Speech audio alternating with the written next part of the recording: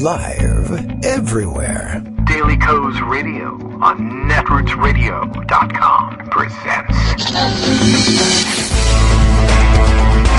David Walton. Kagro in the Morning Show.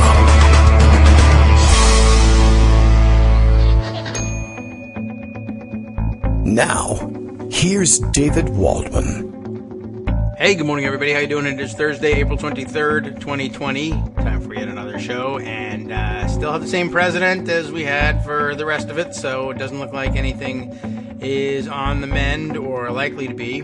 Trump is increasingly more and more people aware, or just on the cusp of awareness, it seems like sometimes, that he's stealing everything that hasn't been nailed down, and that he now has a crowbar at his disposal and is prying the nails out of everything that is nailed down. Big story reported yesterday that we'll have to touch on at some point from ProPublica, pointing out that once again, in this case, Trump facilitating the stealing of others. I don't know what gets kicked back to him and what doesn't out of this one, but a big story about another contracting scandal. And ProPublica puts it all in the headline. I'm sure we'll get to this at some point later on in the show, but don't want to miss this one. A company promised cheap ventilators to the government, never delivered, and is now charging quadruple the price for new ones. How interesting. And this is a Dutch company, so I'm not sure exactly who is stealing the money and how they're kicking it back to Trump, although perhaps this one sparks outrage precisely because they're not kicking enough back to Trump, and maybe we get something done about this one. We'll check in on this one. Greg Dworkin will be here. He's doubtless preparing his usual raft of stories.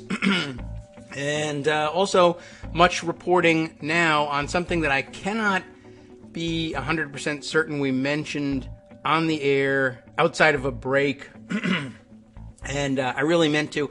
I try and share with you and keep up, the best I can, and just the sideways glances I am able to give to certain stories. But we try and keep up on what the doctors are thinking about how the virus actually works, how it actually damages you, how it might actually be attacked and overcome at some point, the science on masks, the science on the virology of it. But I'm not certain we made mention of it. Perhaps we did only in passing. But now some stories fleshing out the concerns that doctors have had about the blood clotting, the odd clotting that seems to be associated, particularly, I think, in some of the younger victims of the coronavirus. And that clearly this thing is not attacking as a straight-ahead, straightforward respiratory illness.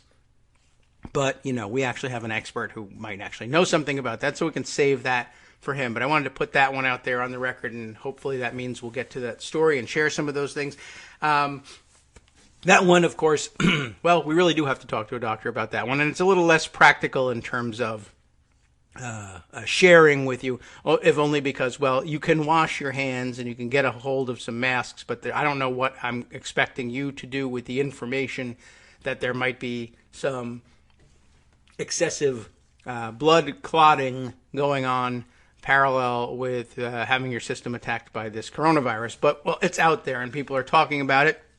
And so that means we'll have to do the same. All right. Well, that's one of many stories that I hope that we will get to at some point. Daily Coast Radio now being live, according to me, Kagro X, and this, what is being reported according to me is actually according to Bill in Portland, Maine. According to Bill in Portland, Maine, according to me, I want to live radio, I want live radio very strongly. I see what's going on here. And live radio is going to happen, and it will happen, and maybe even at a level like we've never seen before. We'll see what happens. And that's true, and every answer is always the same for him. I was watching, I didn't see any of his press conference. I think the last 2 days I've missed them entirely, and I haven't even seen clips after the fact. But I have seen static reporting about what was said in some of those clips, and he had a hell of a one going on yesterday. Just, typical. It's not extraordinary in any way. I guess because it's so typical, it made it so frustrating. He has the same, from listening to him, he has the same 10 phrases, perhaps, that he simply throws out there in response to everything. And I don't know what the prompting question was, but I did see that as I said, I didn't hear the clip. I didn't hear him say it. All I was able to do was see the quote that they pulled from the clip. And it was, let's say, most disconcerting, and just, your standard quote from him. What was it? Talking about, I guess, bringing back, what was reopening the economy going to be safe? And the quote they attributed to him here, let's see, what the Hill has him as saying, safety is going to happen, and it will happen maybe even at a level like never before. And I guess we do have the video for that. We could actually play that. I saw Daniel Dale quote him on the spot, and I don't know which one is the more correct, or maybe he said it more than once. But yeah, it's just his standard line, and with all the flourishes, if you can call them that he throws into those things. And I have no doubt that we will be seeing with Donald Trump safety at a level like we've never seen it before. I think Daniel Dale had it as Trump says safety might happen at a level like safety has never happened before.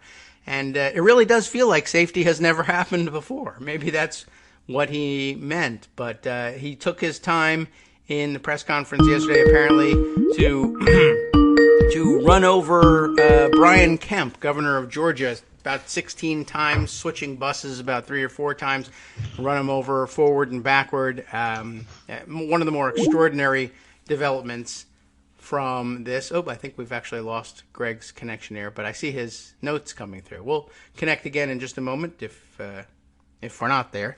Well, I hope so anyway, unless they're having Skype problems there again today. But it was a remarkable, I guess, exchange between the federal and state governments there.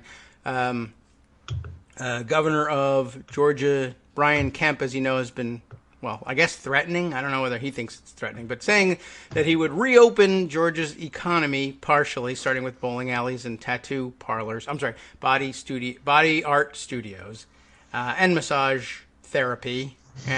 All starting tomorrow, Friday, April 24th, for some reason. And by the way, when I just want to throw this out there because this one also has disappeared from the scene. When the D.C. government early on, when we thought this would be over near the end of April, discussed possibly opening the D.C. stores and the D.C. Economy, such as it is, on Friday, April 24th. The accusation from the right wing was that they were capitulating to Islamic jihadist extremists and opening for Ramadan. And I have not seen anybody accuse Brian Kemp of that one, but I guess the time has come and gone because the president, apparently out of nowhere, after encouraging this wherever he could and encouraging the protesters, I guess somebody must have talked to him and said, a lot of people in Georgia may die, and they'll all think it's your fault if you support this. And so now he doesn't, or at least for the next 10 minutes, and we'll see whether that changes. Greg Dworkin knows more about that and more about everything else I spoke about and said we would talk to him about. And let's start that now. Good morning, Greg. Good morning. You know, one of the funny things is that Islamofascism is like you haven't heard anything about it in months. That's true. You know? Yeah. And you know what else you haven't heard about? Hydroxychloroquine. Yeah, that's gone now. No one has It's gone now ever because that. studies coming out, again, not peer-reviewed, but at least preprint. Preprint means that I'm going to submit to a journal this particular paper. I'm still waiting for the reviewers to come back. Very soon. So it doesn't mean that it's been like thoroughly vetted, but it's at least helpful information to get out there because people are talking about it. And a big VA study showed that hydroxychloroquine wasn't helping, and in fact, it was killing people. So veterans. Trump stopped talking about it. Yes. Which is fine because, as we've talked about on the show, and I've I've asked this question multiple times on Twitter, nobody's ever figured out a way to distribute it to people, but it doesn't work anyway. But hey, look, if you're going to have a fantasy medication, there's no reason to talk about practical things like how you distribute it. Yeah, I don't know. Although at least this time I guess you can, I don't know who's going to pay for the stamps, but mail it to lupus patients. but I there suppose. are at least And people of course, who there's a want big shortage for them because it's been stockpiled by people like the governor of South Dakota. yes. And now that they have all this Millions stuff and that turned out to be millions of useless, tablets. it puts into perspective their other decision, which is to, not do any social distancing. So we'll see what happens. That's where the Smithfield pork plant is. Mm-hmm. And a so, couple others. people are having issues, and they're continuing. As far as throwing Brian Kemp under the bus, they are having I issues. sent you a copy, a picture of the Atlanta Journal-Constitution today. Yeah. Oh, okay, I see it. Let's see. Yeah, that's a nice big headline. Read that big headline. The one underneath the Atlanta Journal-Constitution? Okay. Yeah, which is even bigger than the Atlanta Journal-Constitution. Yeah, Trump, I disagree strongly. That's good. With Kemp plan to reopen. Yeah, well, he used strongly correctly there. And then Governor replies he won't shift course in little tiny letters over there. Oh, yeah, so, the little mouse type compared to that. little tiny letters. And so how is that going? Well, let me give you some polling on this because I think it's important to put this in perspective in terms of what kind of hole Trump is digging for himself here. I hope it's okay. And let's start with why are people pushing about this? It's pretty simple. In the case of Georgia, it might be to try to avoid unemployment claims. But here's the deal. Today we got job numbers. And Josh Jordan, my conservative Romulan neutral zone Twitter friend on polling, we communicate all the time. And he may be a conservative, but we share data. And his tweet today was to put in perspective how horrific the unemployment claims have been. During the last 5 weeks, 26.5 million Americans filed for unemployment. The entire U.S. workforce is 162 million, which implies that 16.3% lost their job, implying a 20% unemployment rate, because there are people who have lost their jobs who haven't filed yet, or for whatever reason. What the hell do you have to lose? And in 5 weeks, we've lost something like 26 million jobs, which is more than the 22 or so million jobs we've created since the Clinton administration. That seems like a lot. Where's Ivanka? So Ivanka is probably sheltering in place on her private jet somewhere. I don't know. Yeah, in between. So that's the background, mansions. right? Yeah. And then a slew of polling came out yesterday. This is CBS. Benji Sarlin from NBC is commenting on it. Some of Trump's worst approval ratings were during the health care repeal fight, which directly affected the average voter more than a typical culture war. This is maybe the first time we've had a similar extended health debate, and it's producing very non-culture war numbers. What it's referring to is the CBS poll that says Trump and the protesters, very few Americans, only 7%. That is very few.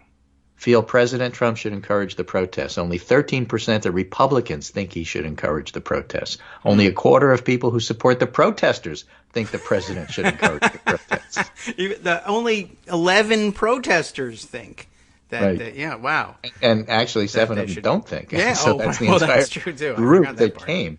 Regarding protests in state capitals, Donald Trump should not say anything. 51% of Republicans. Oh, I believe that. Right?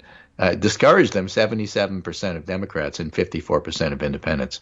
Only 5% of independents think that he should encourage them.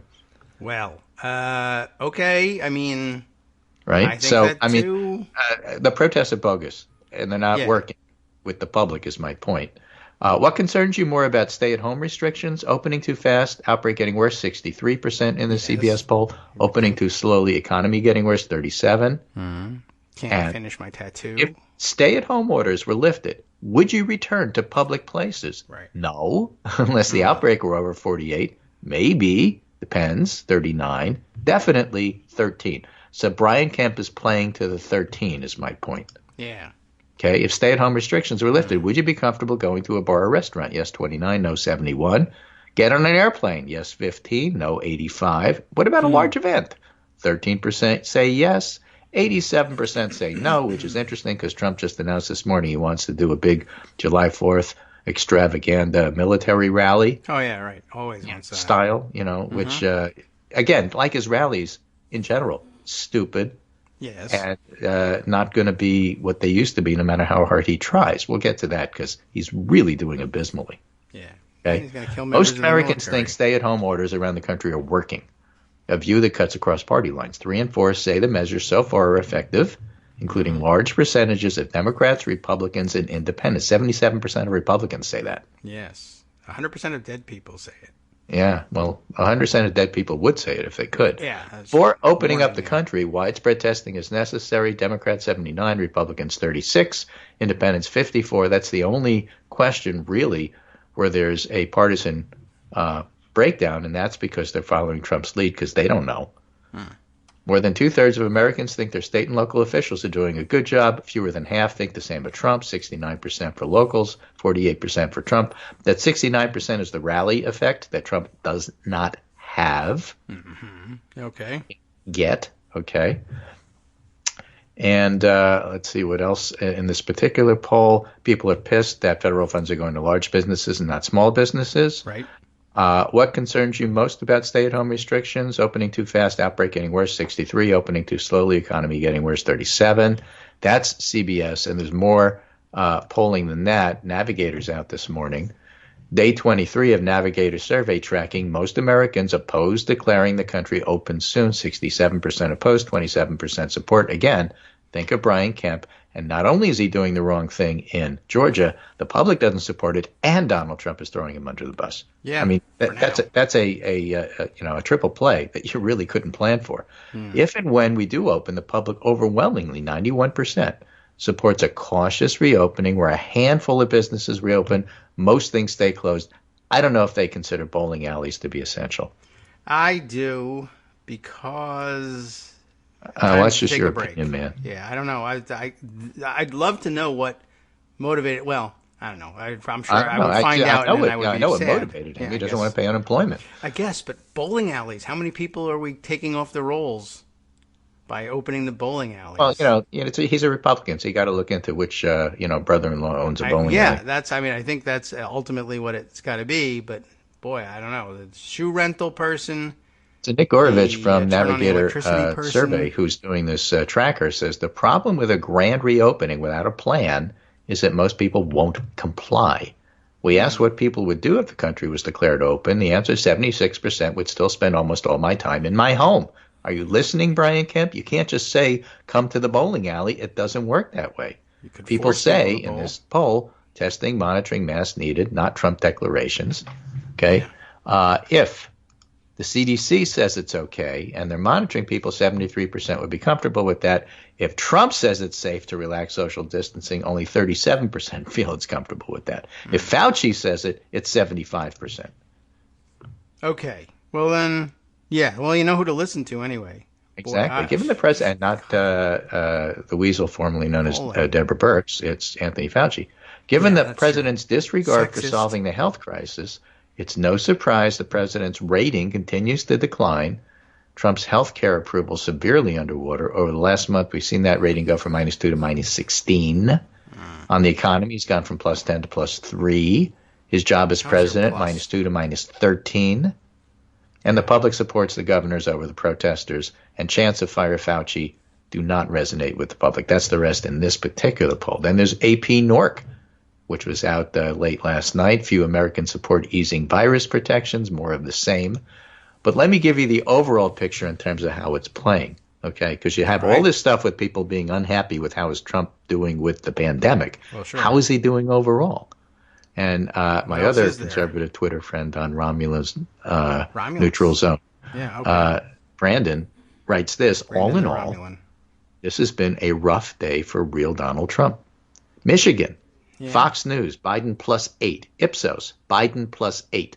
That's a key state. I think 8 is about where they're coming But the keystone state is Pennsylvania. Right. Fox News, Biden 8. Ipsos, Biden 6. Oh. He's leading Trump in those states by those numbers. In Florida, Quinnipiac, Biden +4. In Wisconsin, Ipsos, Biden +3. Nationally, Ipsos, Biden +7. YouGov, Biden +6. Change polling, Biden +4. Overall, Biden is winning everywhere. Trump is losing. That's okay. And so we're having this whole discussion about what if he loses all of these states? And G. Elliott Morris wrote back when I said that and said, that's not outside the realm of possibility. Well, good. It's about time somebody would think so. I mean, we did think so the first time, but right. It's not working. And I have to remind people that's before these bad economic numbers, and things are going to get worse. All the scientists are talking about the fact that the virus may or may not go away in the summer, but it's certainly going to be here in the fall. That was the big and that's thing. what got Alex Azar in trouble, not his botching of the test thing at CDC with Redfield, but rather Azar and Redfield have sort of talked around the fact that maybe this virus might come back in the fall. Redfield said it, and Trump just went ballistic because that's not controlling the message. Forget about the fact that tomorrow he may just go ahead and say the same thing. Right. He just gets mad That's at his everything prerogative. that anybody says if he's the one not saying it, and that goes to the point of having him on TV babbling for 2 hours every day. Yeah. It's not helping him. No, and it never could have helped him because he doesn't know what he's talking about. It never made any sense to give him the microphone at all, much less to have him dominate daily 2-hour press conferences when there's no information to share, and if there was, he wouldn't be able to share it competently anyway. Now, if you want to get really granular, Yes. there is a Begin poll now. done by an outfit called Elucid, ELUCD, because in this day and age you have to be Elucid. clever with your names. Right. And having Maybe it's elected. I don't know exactly. how to pronounce it. Yeah, that would be good. But they are tracking New York State Tracking. and Michigan in terms of how the populace there What's left of it. is reacting to the virus. And it's just really, really fascinating. For example, let's do New York State. Okay. In the past 4 weeks, have you been in close contact with a person who's tested positive for coronavirus? And about 21% say yes. Yes, they and have. it was me. That's a lot of people. Yeah. Yeah. Yes. So, why the they're whole all point of, dying. I haven't been affected by this. Well, 20% of New Yorkers know somebody. Yeah. What is your level of confidence that the economy will recover? It's a 3 out of 5, maybe. It's not in the robust. next- It's not terrible, They say in the next 6 months is the time frame you're supposed to be guessing at. Okay. right? Yes. Attempts to slow the spread of virus have quickly led to major changes in life. How long do you think these major changes will last or continue? And it used to be everybody thought 2 to 4 months, and that plummeted. Yeah. And now people are thinking, well, maybe end of 2020, maybe into 2021, maybe 4 to 6 months. Yeah. The most popular is let's hope it's only 1 to 2 months. Let's hope, because Trump is saying that. But a lot more people are thinking maybe it's going to be longer than this. Yes. All right. And the part I really found fascinating, and I'm going to skip down a little bit here. The guidance around wearing protective equipment has recently been revised to include face coverings for the general public. What protective measures are you taking? Okay. And I just thought that was interesting. Like, what's the Yeah. public hearing from all this? What are they doing? Yeah. Okay. And by far, 55% say they're wearing medical masks. Okay. Now, they're not supposed to be doing that. They're supposed to be turning those over to the healthcare workers and wearing improvised. Yes. Wearing improvised is second. Okay. Half the public is doing that in New York. Yeah, I'm not sure that everybody understood those different responses. Right, although they did explain an improvised mask is homemade mask, scarf, etc. Yeah. Very few people say I've not been able to acquire any kind of protective equipment. Very few people say I own it but I'm not wearing it. Very few people say I don't think protective equipment has been necessary. And one of the more interesting things is in the beginning people didn't know what to do. Then they decided they were going to wear masks and gloves. Now they're not wearing gloves, just masks. Yeah. That's pretty interesting. And it's actually probably correct from a public health point of view. Your skin is more protection than a latex glove. Yeah. The virus lasts longer on the glove than it does on your skin. that right? And how many times are you going to change gloves? And how do you take them That's off the hard without part. touching the glove and so on and so forth? Just wash your hands.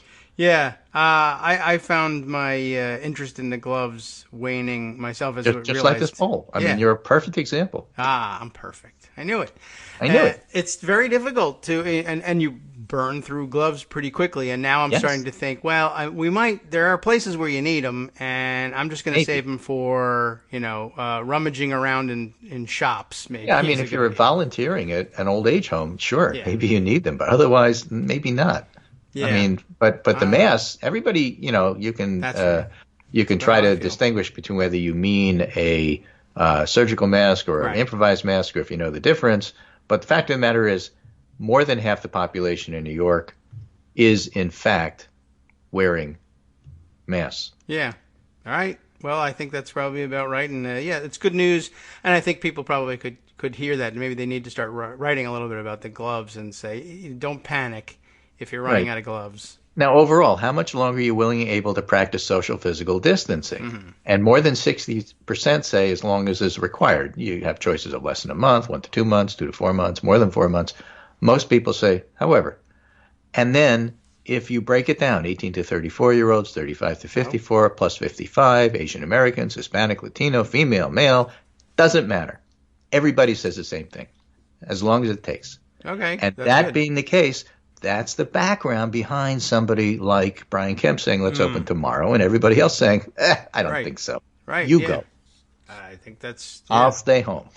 I think, it'll change some attitudes when things are open and people see some people going. And after about 3 weeks, if the people aren't dying... After Trump is saying it's a stupid idea. Well, it's the same people that would have done it regardless, and they're a small number, and that's not going to save the economy. No, that's certainly not going to do it. And if the number becomes smaller because death, then it really won't work. But, well, there are numbers coming out of Wisconsin saying that there's an increased number of cases after the election. Right. So things do, in fact, have consequence. As far as Michigan goes, we were talking about New York as Michiganders. 65% of Michiganders are willing to practice social distancing for at least the next 2 to 4 months, if not longer. And most of them say more than 4 months. And it's the same deal, no matter what demo you look at, demographic. Everybody says the same thing. Kemp is wrong. Fauci's right. That's the bottom line. Okay. Well, I'm glad for that, because that doesn't always work out that way. I mean, a lot of times people think the opposite and go with their politicians. So, all right. Well, smart people are being asked these questions, and they've been well educated. They have to sit at home and watch the news. Maybe it's working. Hi, everybody. It's me, David. Let's change things up from the old fundraising pitch for just a minute and talk instead about how you can be a part of our show. If you've got a smartphone or any other electronic recording device, why not sit down and record a segment for us? Read us an important article and give us your take. Or read one of your own original essays, or even just give us your commentary on something you'd like to share that's important to you. Then send the file to me at kagrox@gmail.com, and I'll try and work it into the show. Short segments, a few minutes in length, are easiest to fit in. And of course, I can't always guarantee that I'll be able to play everything, but if you've ever shouted at your radio or TV about something you wish was being covered, here's your chance to change that. Make the show your own. Send your submissions to me at kagrox@gmail.com.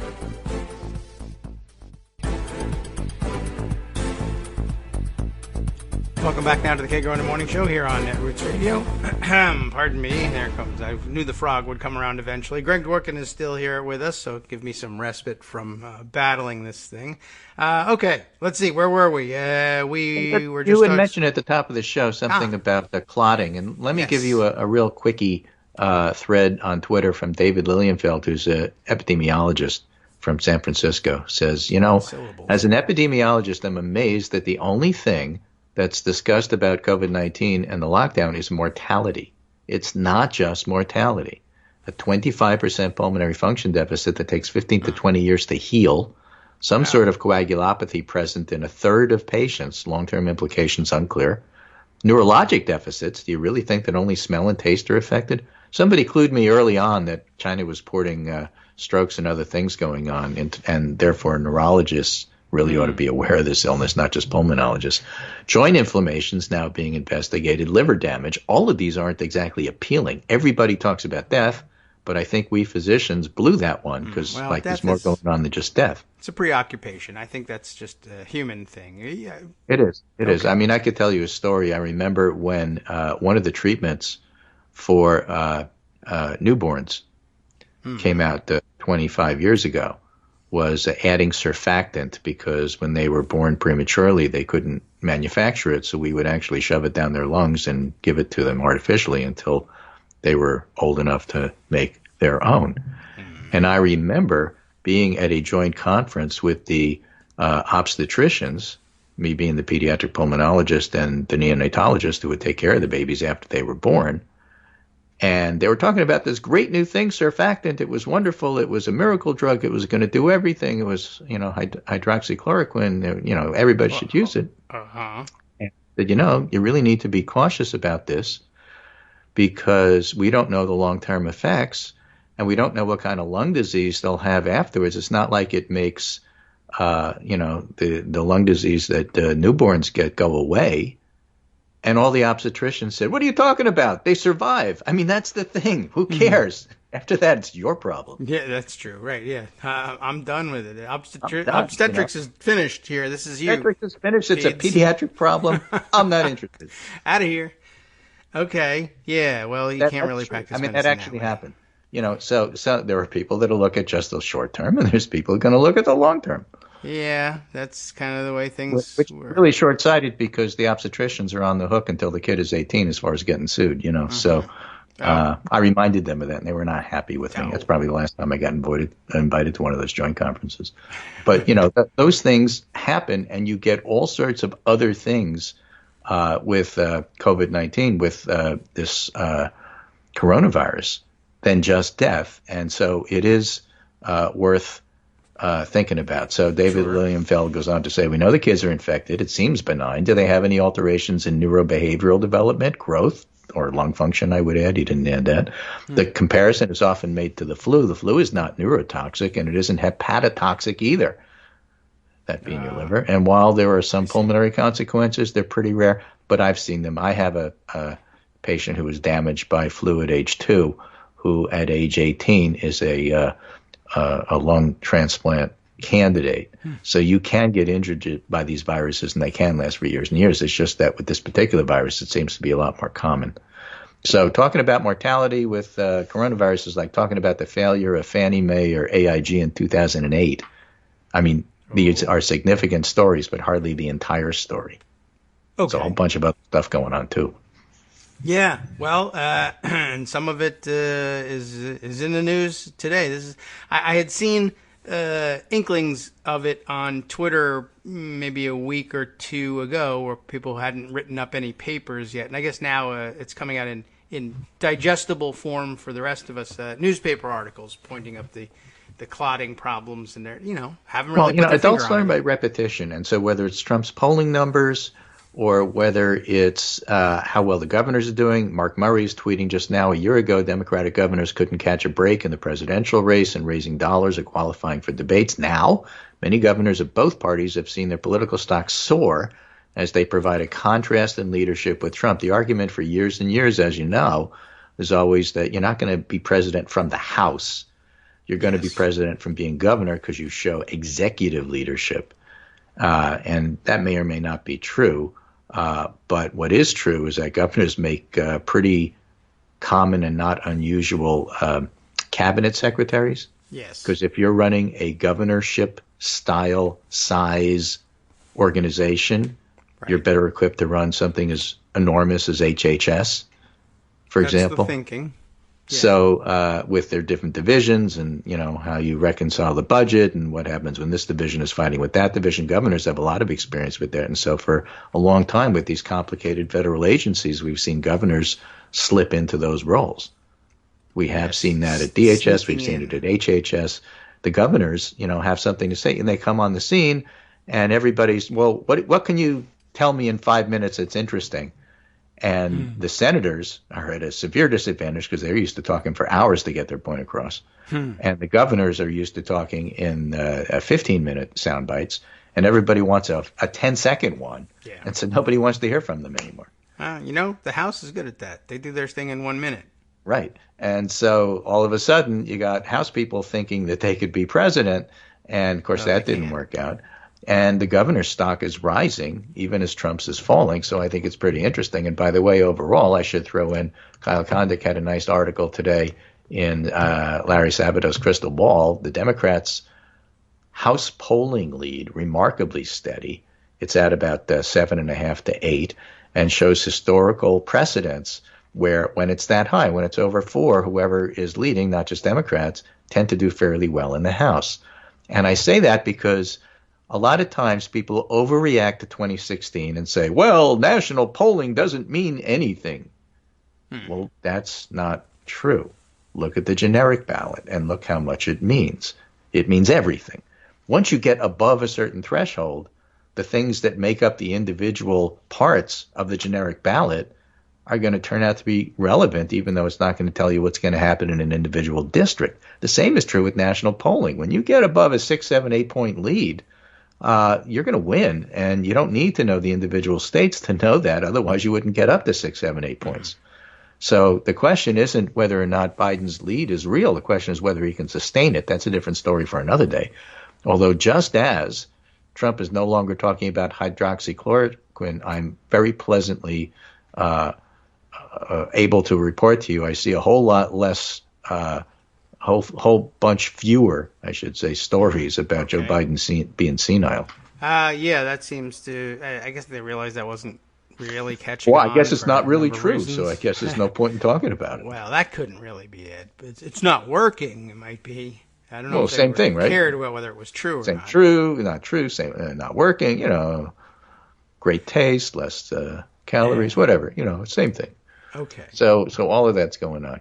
Here's a throwaway from Stephen Hayes, Throw it away. who used to write at some other, maybe it was Weekly Standard, one of the ones that failed. They threw it away.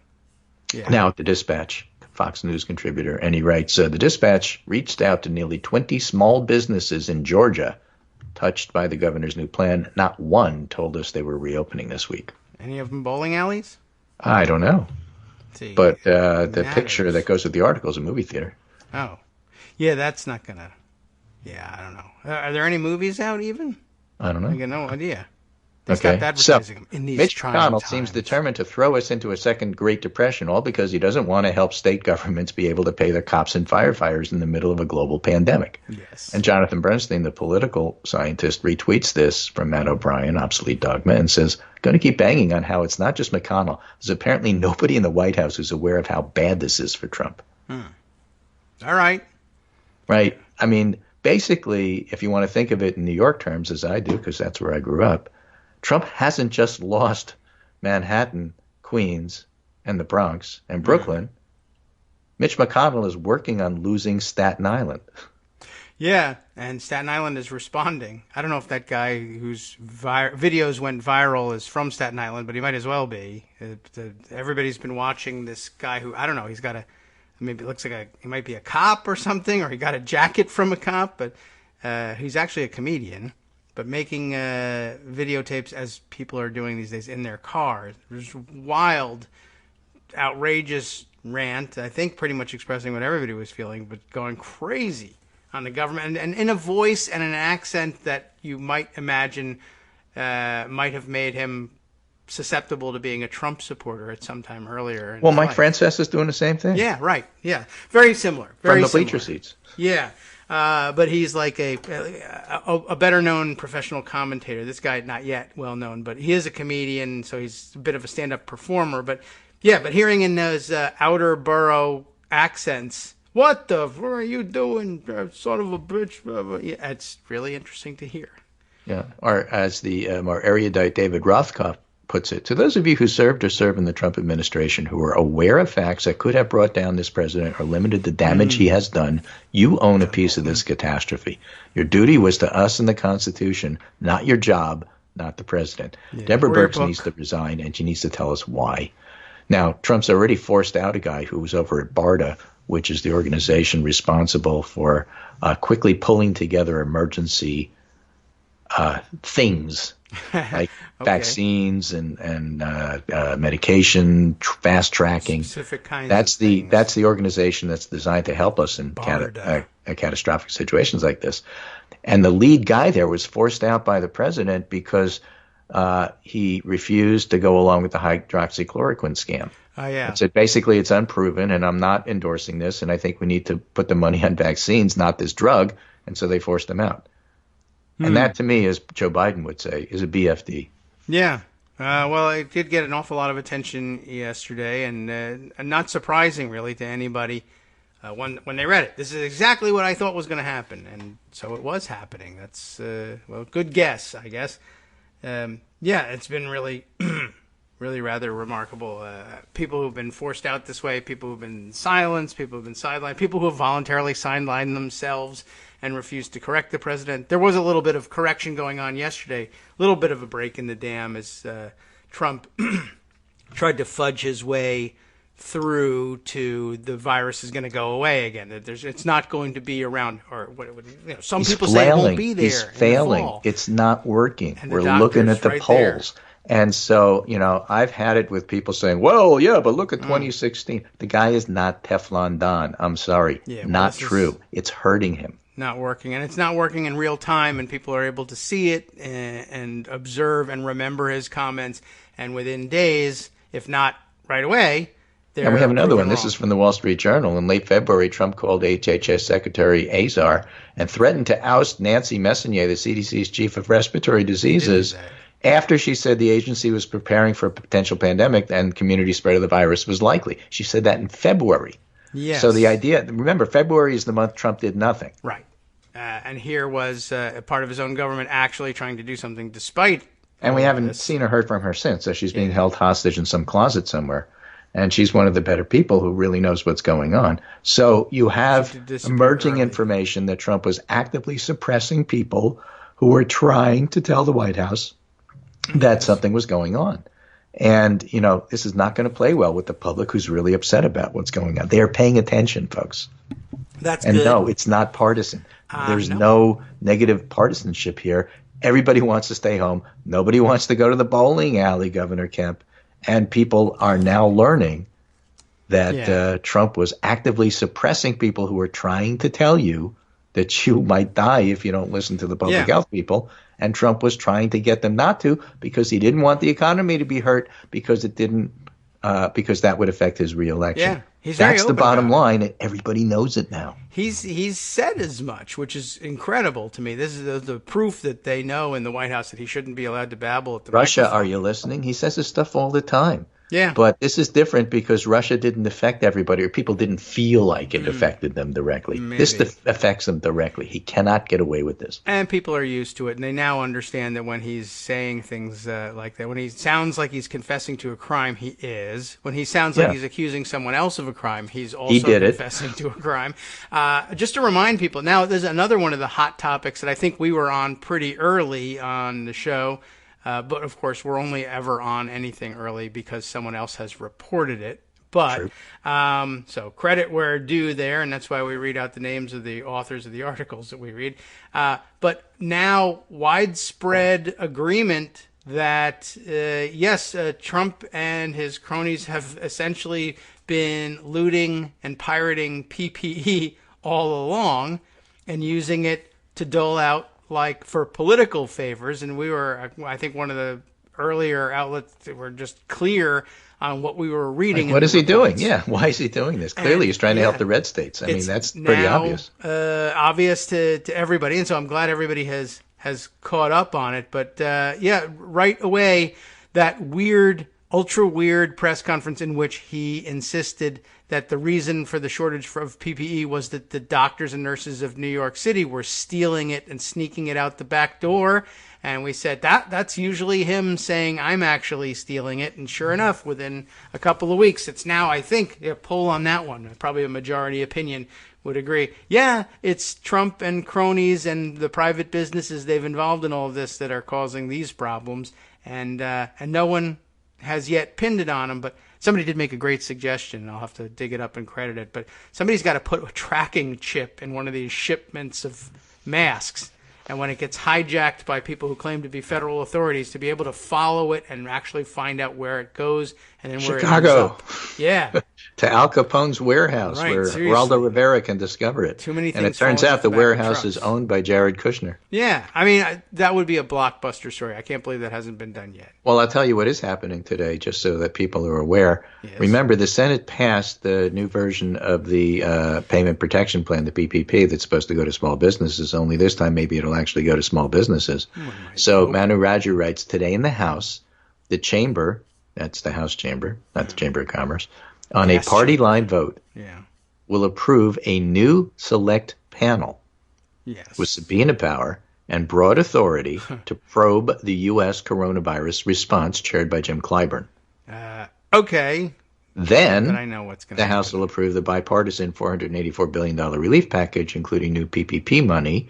The House votes will take about 2 hours each, much longer than usual because members are only allowed to vote in small groups by alphabetical order. Right.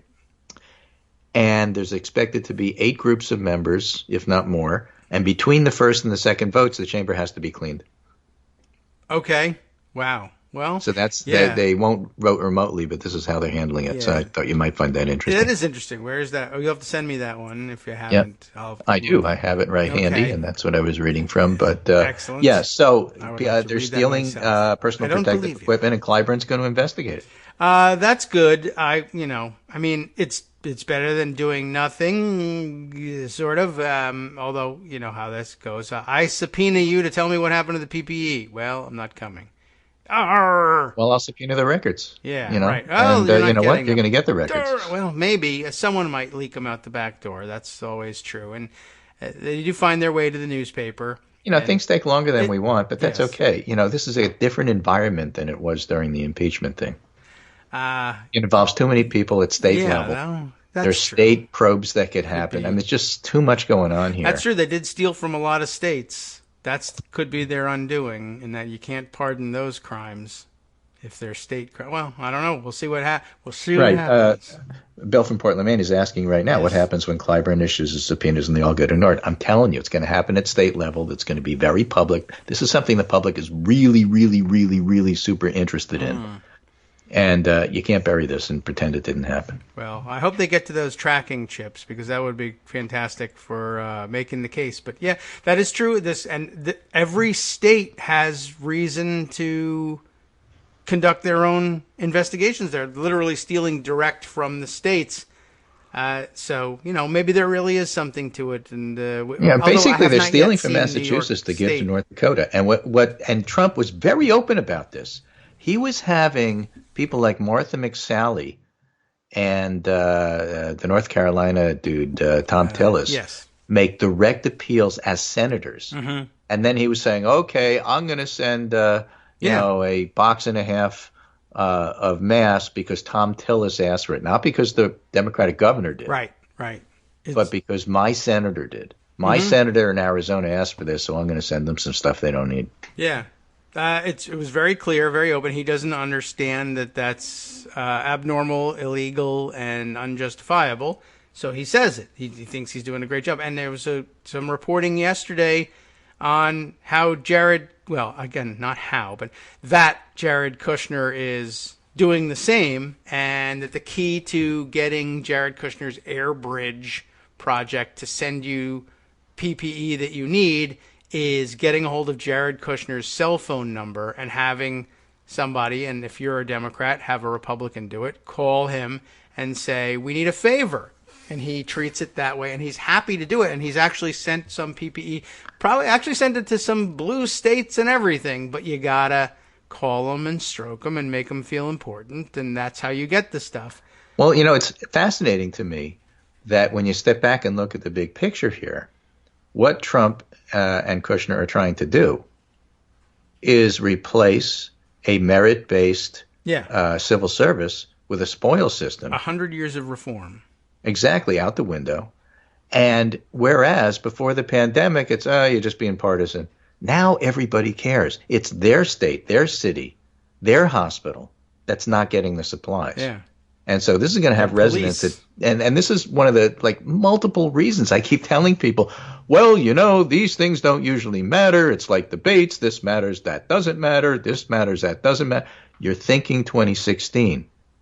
You are thinking 2016. Everybody who thinks that this is still 2016 still doesn't get it. You don't understand how severe the pandemic is. You don't understand how severe the economic downturn is going to be. You never lived through a depression. You don't understand what a depression is. You don't understand that there are some things that are going to be nonpartisan, and negative partisanship isn't going to save him. When look at what's going on with whether you open the businesses or not. People, even Republicans, are saying this is the right thing. We agree with Democrats and independents. It's a different world. This has changed everything, everything. And so if you think that, well, I had a handle of this right up until 2 months ago, and I'm not changing my mind because I've already decided 2 months ago this, you missed the boat. Everything is different now. I don't see how you can fail to miss the idea. Well, just read the commentator. It's amazing. Well, I still have my model that I built 2 years ago that says that this is going to happen. No. I guess you do have it. The problem is you can't take it out in public. It's not going to work. You got to change it. Come up with the times, keep up with it. What everything else is going on. You're stuck at home. You might as well use the time wisely. Right. But in New York, for example, 20% of people know somebody who already has this virus, or, you can't just say, oh, well, it's not going to make it. Well, that's just New York. Well, look at Michigan. Well, look at the states that are important. I just read you a whole list of the swing states, and Trump is getting clobbered. And he's getting clobbered in places like Florida because the over 65s, which is going to affect Arizona too, and maybe even Texas, the over 65s, he's losing them. There are reports out of the villages that people are unhappy with Trump in Florida. That is true. I saw somebody put it interestingly on Twitter, and of course I can't credit it at the moment, but saying, yeah, you've got the over 65s of Florida and I guess Arizona realizing I may never get to see my grandchildren again because of this effing guy. And they're afraid. Yeah. Which they should be, by the way. Right. They're the highest risk. Yeah. I assure you, you're going to die. I mean me. Oh, yeah. You'll be fine. Because, I'll be fine. But, I don't know. Connecticut, and you're washing your hands. And I'm washing my hands, and I'm staying home, and I'm doing all that stuff. Right. I'm just saying this affects people. And so the whole idea that, LOL, nothing mattered, that is like tired. Yeah. Well, all right. Hang in there, everybody. And I will tell you, I've positive news on the polling front here in my own house, and I can't poll outside of the house. So that's good. This is live polling. Yeah. Right? So I thought this was a good thing, and this I hope will be felt by everybody who's listening to the show. We've talked about so many aspects of the virus, and from an early point, not like we were the first ones in the world to discover it or anything, but this is a particular interest for you, and you made everybody aware of it very early, and the number of times now in the last couple of days and weeks where my wife or my kids have said, yeah, you know what, you really early on you said that we should be doing this and that and this. But I talk to a pulmonologist every day about and a flu pandemic, and I can't call you a pandemic enthusiast, but you know what I'm getting at here. I recall when we picked up my college freshmen to bring them home when they were closing the school, and we had to stop to eat at a burger place. And, we're sitting there at the table, and they're bringing the burgers, and there's one of those squeeze ketchup bottles on the table, and they're going for the ketchup, and I'm wrapping the ketchup bottle in napkins and saying, put your ketchup on your burger, go wash your hands, come back and eat. Oh, you're crazy, blah, blah. And it was just yesterday he was saying to me, I think we're only not sick because of all that crazy stuff you were doing back at the beginning of March. And said, I guess where I learned it. I listen to this. I do this radio show, you see, and but for the first half of it, I listened to it because Greg's doing the radio show, and that's how we know. And sent them off to school with after the winter break, get your flu shot in the October break. Wash your hands when you go back in January. It really seemed to make an impression, and he actually remembers it. So hopefully, it's the same for all of you. And I could see masks. That. My crazy old man is actually, making me wrap the ketchup bottle in napkins, and of course I'm going to remember that. Was all we had. Remember that for a long time. Right, that made an impression, and so apparently it worked. I hope that everybody kind of is feeling the same way and looking out for new symptoms, as we mentioned that they're coming up. Don't try eating hydroxychloroquine or chloroquine or drinking your fish tank. Make a mask, put a scarf on, something. You understand why. I now see another rash of articles about how to understand the mask issue and say, that's old news. We understood why we're wearing masks, even though we're not medical professionals, for a month and a half now. But it's all the rage, and now you get to say, I knew it when. Right. So thank you very much let me just, in regard to your children giving you a hard time, let me just repeat to you a tweet I saw from Keith Humphreys, which I thought was amusing. It says, my wife and I have decided we don't want children. Oh, okay. So if you want them, my DMs are open. That's a good one. There's some good observations out there from people who are stuck at home. Although I like that one. I liked another one with a guy who says, my wife and I are playing a new game with one another while we're stuck at home during the quarantine. It's called Why Do You Do Things That Way? And no one ever wins this game. Right? And remember, they add, and no one wins. Yeah, right. Oh, and I've brought it up like in the middle of that game. Yeah, it's come up. Why are you washing those first when you need to? This is the way I do it.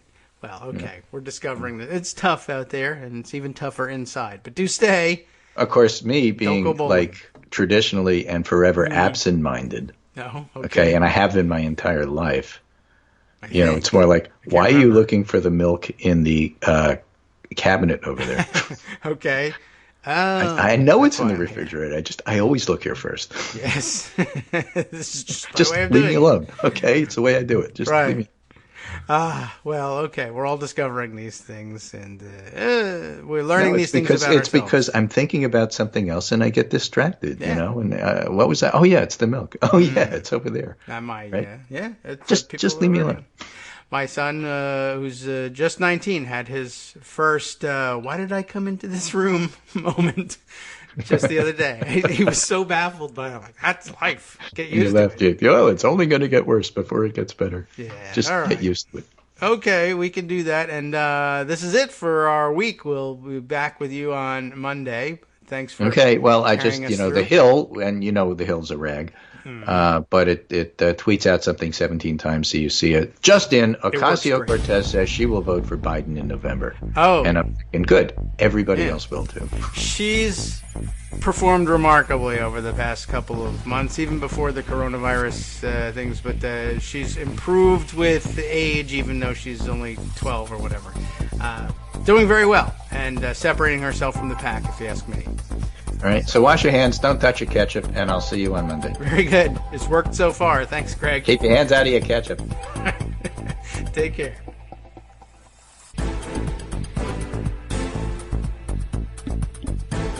Welcome back now to the Kagro in the Morning Show here on Netroots Radio. Some entertaining tweets going by in all the categories here, but I can't stop to catch up with all of them. Let's see. Ricky, we missed your question. We'll see if I can squeeze an answer out of Greg if he hasn't answered you already. I see you tagged him in the tweet. The question being, those with COVID-19 whose kidneys have failed, when they recover from the virus, do their kidneys recover as well, or is there too much damage? I don't know. We haven't discussed kidney issues yet, but it's beginning to sound like it's maybe not that well. I don't know what kind of damage gets done. I've seen, we've discussed liver damage, but I don't know how bad that is. Lung, liver, brain function, everything else. The COVID toes that we now have, that's an interesting twist on things as well. We'll see if we can't put that question to Greg. It may be off the air that we finally get around to pressing for an answer on that one, if there is one, and we'll try and share it. But we try and keep you up to date and answer all the questions that you might have here on the show. Let's see. We got to Bill's about Jim Clyburn, and all right, we'll drop at this point from the comment section. Well, I see your other message there, Ricky. I feel for you, and the damage of the "why do you do things that way" game. It's a tough one. It's very frustrating, and I laugh, laughing through the pain. It's true. It's very difficult to deal with, and that's kind of what made the joke part of it funny. But yeah, it can hurt a lot of people. So be good to each other while we're stuck in quarantine. I like to give that advice and then ignore it when I get done with the radio show. That's kind of the way I do things, but I know in the back of my mind that I'm supposed to be keeping that in the forefront, and I'm not. All right, let's see. The stories to share with you are numerous. Many of them are in pocket. Many of them still stuck in the Twitter feed instead. Let me see what we can do here. Let's run quickly through everything that we can get to here. The ProPublica story that I mentioned earlier, the company promising cheap ventilators to the government. This is kind of incredible. ProPublica stories tend to be long and take an awful long time to get through, but this one's actually looks a little relatively short. We're going to get to it so that we can tell you who's doing it, who to blame. I don't know if anybody has ever heard of the company. It is Royal Philips NV. That's what tells you it's a Dutch company. But if that doesn't decode for you, it just gets spelled out here. Royal Philips NV agreed in September to sell 10,000 ventilators to the U.S. for $3,280 each. I don't know why they agreed to do that. I don't know if they have ventilators. I don't know if they make ventilators. I don't know if they knew how to source ventilators. We're finding out left and right how many contracts there are like that. But bottom line for this one is Royal Philips NV, 10,000 ventilators, $3,280 each. It did not deliver. And I don't know. We'll see whether there's more detail. Like, none? Zero? But the Dutch company just announced a new deal with the government. This one. This time, it's charging roughly $15,000 each, which sounds a little bit more like how much a ventilator might actually cost. But this may be one of the things we'll learn in all this at the end. Between this and Elon Musk, and I'll give you ventilators, but here's some CPAP machines, and hey, these are CPAP machines. Oh, yeah, well, I heard they really could be used as ventilators. Well, you know what? They really can't. Well, I heard that they're better than ventilators. You know what? They're really not. Well, I launched a car into space, and I want to dig a tunnel underneath Los Angeles. Well, okay. And I guess that's all it takes when you're rich. It's really true. I also read somewhere else, I don't think I put this one away because I didn't think it was going to be serious enough, but I guess Martin Shkreli, the other dude bro, semi-pseudo-scientific guy who was gouging everybody for prices on drugs for, what do they call them, for orphan diseases, very rare usually, or very old treatments that he buys up the patents on. And, well, anyway, he's in jail, as you know, and he's been arguing, petitioning the courts to let him out of prison, because if you let me out, I'll make it up to everybody, because I'll fix the COVID thing. I'll fix the trials, and we'll come up with a cure or a treatment, because that's the business I'm in, and wouldn't it be worth it for you to let me out if I could use my particular genius to save everybody? So it's an offer worth considering, except for the fact that I think he would just steal a lot of money and run away to another country. Although Switzerland is not having a particularly easy time with their COVID-19 either. I'm not sure where he'd head to, but armed compound in Dubai possibly. I don't know whether it would be worth the candle, that particular game. Anyway, ProPublica's story. The Dutch company that received millions of taxpayer dollars to develop an affordable ventilator for pandemics but never delivered them has struck a much more lucrative deal with the federal government to make 43,000 ventilators at 4 times the price. It's like the old joke that I don't know how old the joke really is, but they told it as an old joke in the old movie, now old, Contact, right? First rule of government contracting, why build one when you can have 2 at twice the price?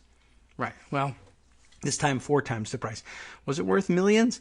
What were they going to do? There was a 3280. I'm checking the math on this. And they wanted 10,000 of them. Yeah, I guess that's enough to... Yeah, it's okay. That makes it $32.8 million, even those low-priced ones. So that was presumably around a $32.8 million contract, not including any other extraneous expenses, and who knows whether it's a cost plus. But now, instead of 10,000 ventilators... How many did you give us? 0. Well, we need a new contract. How much? How many do you want? 10,000 that we didn't give you before? No. Now we don't want 43,000 of them. All right. And they're going to cost 15,000 each. So what's that? They probably do the math in here for me. And I don't need to. I can put away the calculator. The U.S. Department of Health and Human Services announced Wednesday that it plans to pay Royal Philips NV $646.7 million for the new ventilators, or perhaps we'll pay them that for not the ventilators, paying more than $15,000 each. The first 2,500 units are to arrive before the end of May, HHS said, and the rest by the end of December. By the way, this is all happening in the shadow of Trump screaming at his press conferences that he was right about ventilators. Nobody needed them. All these people who said they needed 30,000, 40,000 ventilators in New York are stupid. I hate you. I was right. You were wrong. We're the king of ventilators now. And nobody ever needed them in the first place. But I'm going to buy another 10,000 of them. Now, 43,000 of them at $15,000 a piece.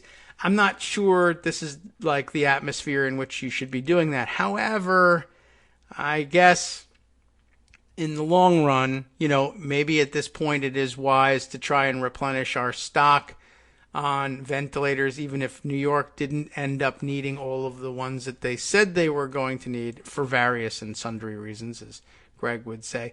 But if the virus is going to make a reappearance and possibly be worse in the fall, because it will coincide with regular seasonal flu season, maybe we will need all those ventilators after all, even if we don't actually need them now. And by the way, I guess Trump was trying to dunk on Cuomo the other day by saying, this Cuomo guy, he doesn't know what he's talking about.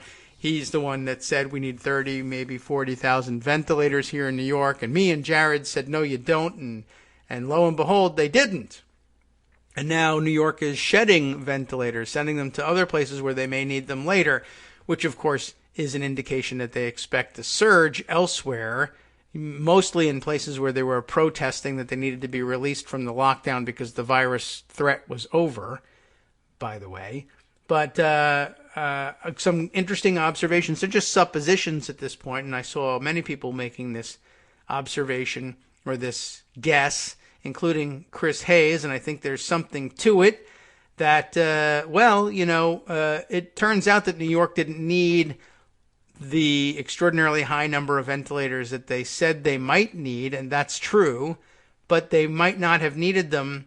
Since you're dunking on the governor here, you might want to think about the fact that they might not have needed them because so many thousands of people died before they ever made it to the hospital. Had they been picked up by the ambulances early or admitted to the hospital because, even though they weren't, one, because the hospitals were pressed to capacity as it was, and two, because there were no tests available to test people, which was the only basis on which they were admitting you to the hospital, and three, that emergency services and other first responders were also pressed to the max and couldn't get to the people who were calling 911 fast enough.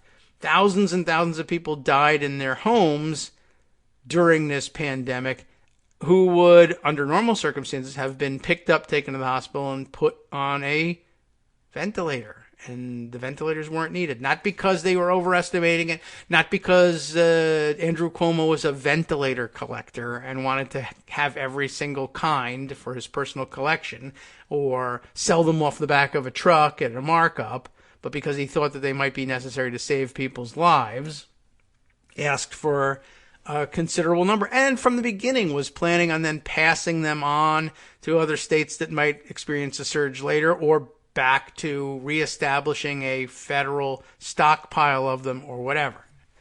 But Trump needed the points, and they didn't even work. He didn't get the points. He blew it on that too. Anyway, so is it out of the question that we should be acquiring more ventilators at this point? No. Is this the way we ought to be doing it? Room for reevaluating. So let's see. We've decided for whatever reason to contract with the people who failed to deliver cheap ventilators before. Maybe we'll have better luck buying expensive ventilators from them. The first 2,500 units set to arrive before the end of May. That's only a month away, really. And the rest by the end of December, which will be a little bit late to take care of the fall because it'll be winter, but whatever. Phillips refused to say which model of ventilator the government was buying. It's the $15,000 one. But in response to questions from ProPublica, HHS officials said the government is purchasing the, so much for the secrecy at Phillips, the Trilogy EV300. Sounds great. It's a very nice model name. The more expensive version of the ventilator that was developed with federal funds. Isn't that interesting? So, Like, does Philips make the Trilogy EV300? And if so, they were developed with federal funds. Our federal funds went to a Dutch company to develop the Trilogy EV300. Maybe it was developed elsewhere and they're just manufacturing. I don't know. Very strange. And, of course, brings back the old debate of, well, if you developed it with federal funds, shouldn't we get some kind of a discount? We've never been able to make that work. So I don't necessarily fault the Trump administration for not having that happen, except for the fact that, of course, he's president, great deals, and we're getting screwed once again. The deal is a striking departure from the federal contract Philips Respironics. Yeah.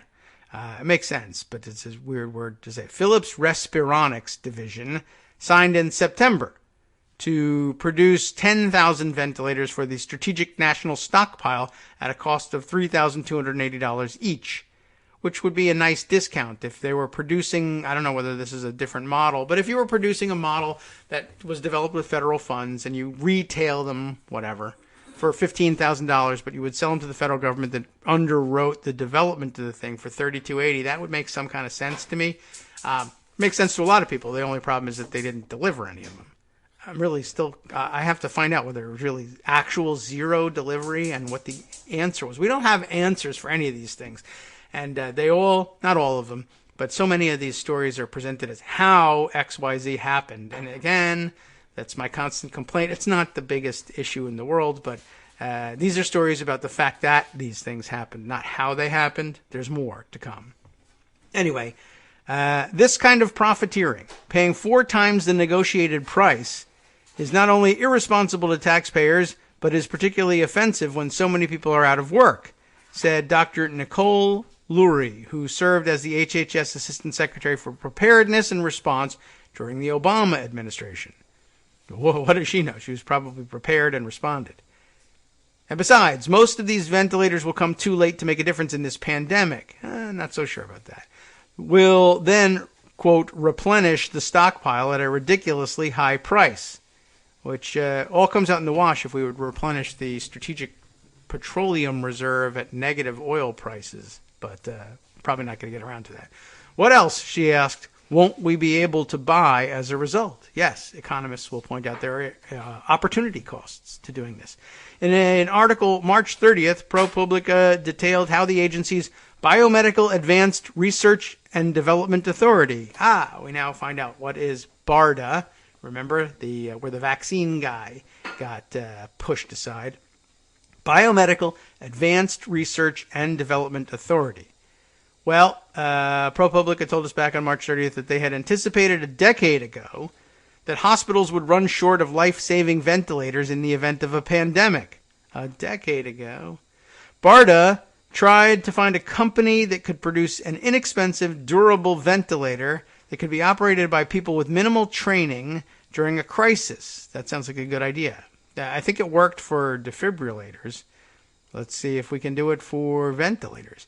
After a deal with one company fell apart, HHS in 2014 agreed to pay Philips $13.8 million to design the stockpile ventilator with an option to purchase 10,000 for $3,280 each. Now I see what's going on here. So this is from 2014. So you could blame the Obama administration. Now we're rubbing our hands together in the White House. The company won Food and Drug Administration clearance for its Trilogy Evo Universal Ventilator in July. Is that July of 2014 or July of this year? Well, we haven't had July of this year, so it must be 2014. Though it could have been last July that they wanted. This is a little unclear. And in September, HHS put in its order. After a deal with one company fell apart, HHS in 2000, I guess it all happened in 2014. But Philips didn't deliver any ventilators to the stockpile, even as the coronavirus spread across the globe and hospitals scrambled for ventilators to keep their patients alive. That hints to me like it might have been last year that they finalized this deal. But how did it start in 2014 and only get concluded last year? I don't know. Maybe I have it wrong. This is a little unclear. I have questions for people. Rather than making the government-funded design, Here we are. Philips has been manufacturing more expensive commercial versions of the Trilogy Evo at its Pennsylvania plant. That helps explain things. And selling them overseas. That's not so good. And in the United States. So we do have to save lives overseas, too. Philips said it was within its rights to sell the commercial versions first because its contract with HHS gave the company until 2022. Now we're getting into the how. To produce the cheaper stockpile version. This is, it's all factual, I guess, assuming they got it right. But they really are presenting this thing. Look, they want the narrative of get mad at big companies. And there's a reason to be mad at them. But there's also a reason. You always wonder, how the hell does this stuff happen? And here's one article that actually explains the how, but buries it. So back in 2014, HHS in the Obama administration contracts with Philips and pays them $13.8 million to come up with a design for a cheap, easy-to-operate ventilator that we can fill the stockpile with. So one way of looking at this is the Obama administration is making an effort to rebuild the federal stockpile of ventilators. And it does, in fact, negotiate for itself that price break. If we give you $13.8 million for the design phase, when you've successfully designed it, we want to be able to buy 10,000 of them for the discounted price of $3,280. They did it.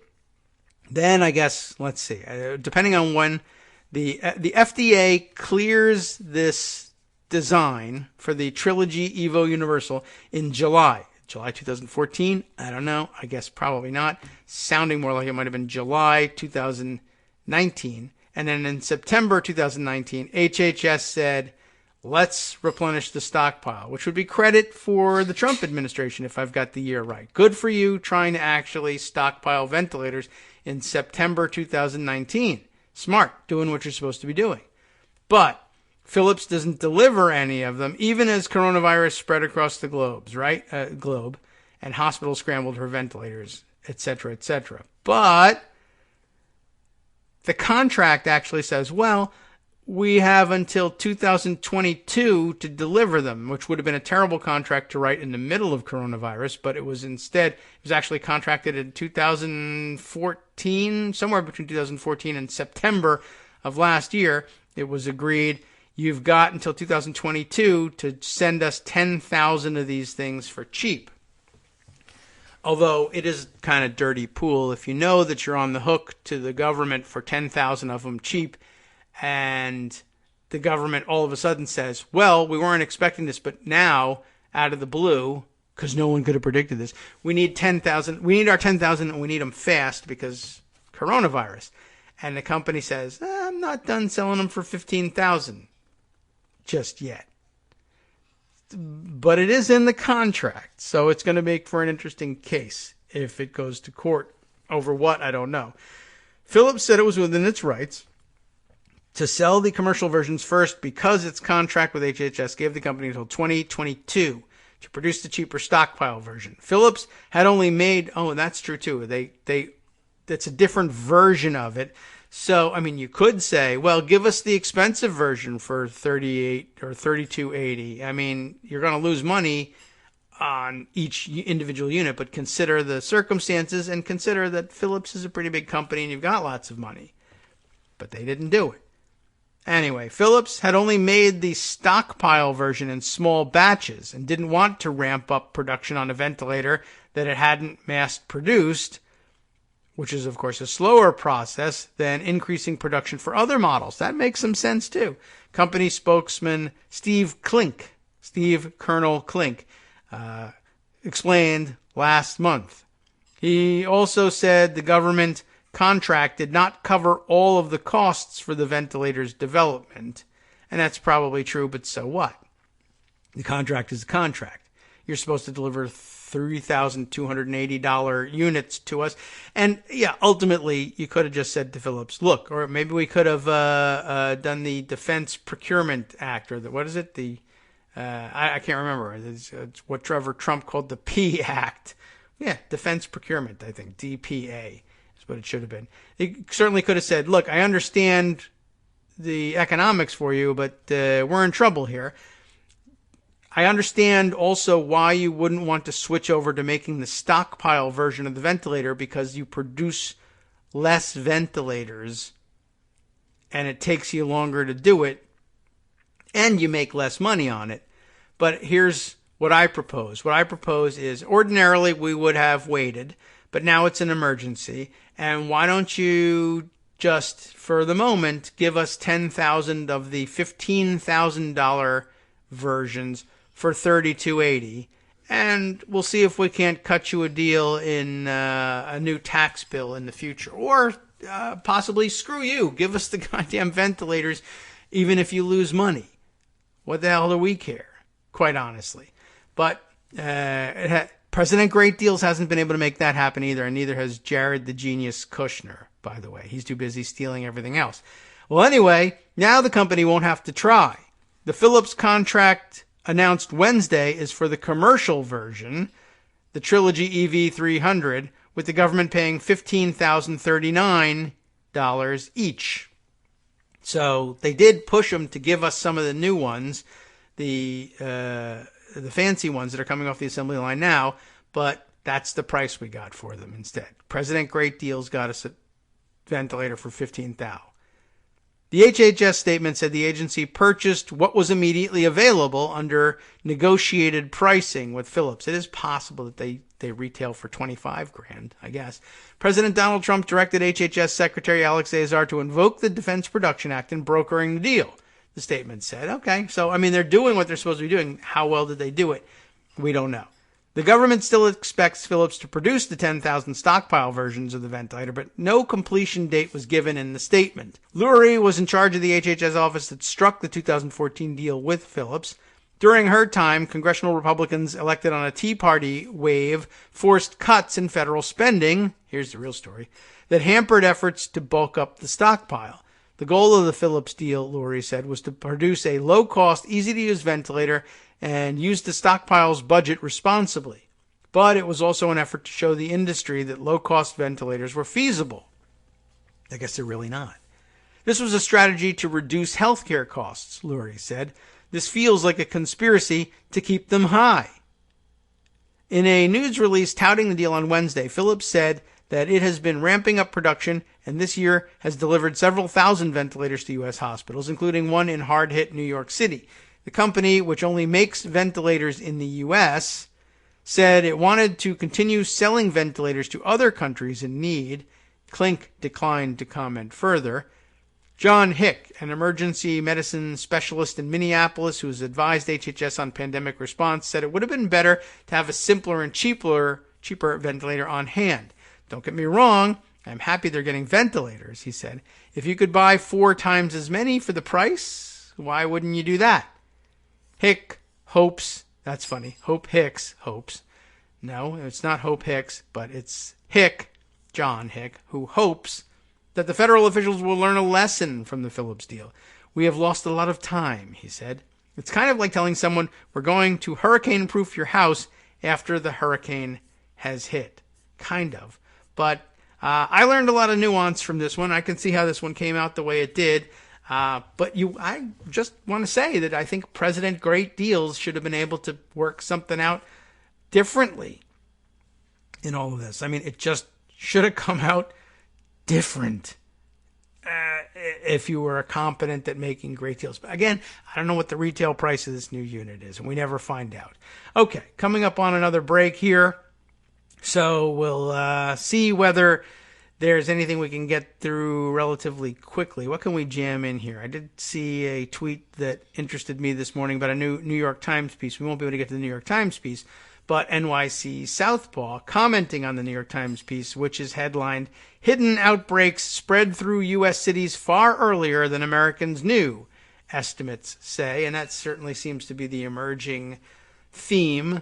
We didn't get to read the story, but certainly made mention of the story that California now has a coroner has produced a report and an autopsy declaring that, in fact, it was February 6th was the first coronavirus death in California and in the United States.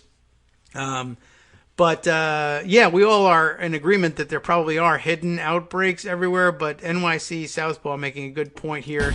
taking exception with the idea of hidden outbreaks, and it seems off to me to label these hidden outbreaks. The fact is that there was no effective testing in February because of the Trump administration's policies. They changed those on February 29th to let New York do its own testing, and poof, voila, wouldn't you know, the next day we saw the first confirmed case. They were hidden from our view, but not because we didn't know about it, but because we were blocked. Hi, it's me, David Waldman, your host for Kagro in the Morning, and I've learned that I either need to update these announcements more often or stop saying that the announcements are brand new. What's not new is that this message, too, is a call for your support in keeping the Kagro in the Morning show on the air. My thanks go out to all of you who do support the show through your donations. The stats say that Kagro in the Morning fans download our program about 2,000 times each weekday, but our donors make up only about 8% of our daily listeners. Patreon.com, Patreon.com, makes it simple to make easy, secure, recurring monthly contributions to support our show. Patreon.com/KagroX gets you straight to our donation page. If we're helping keep you sane during the Trump era, consider what that's worth. $1 a day? 50 cents? One thin dime? We do about 20 shows a month, so pick a number, do the math, and head to Patreon.com/KagroX to let us know. Thanks again, everyone, for all your support.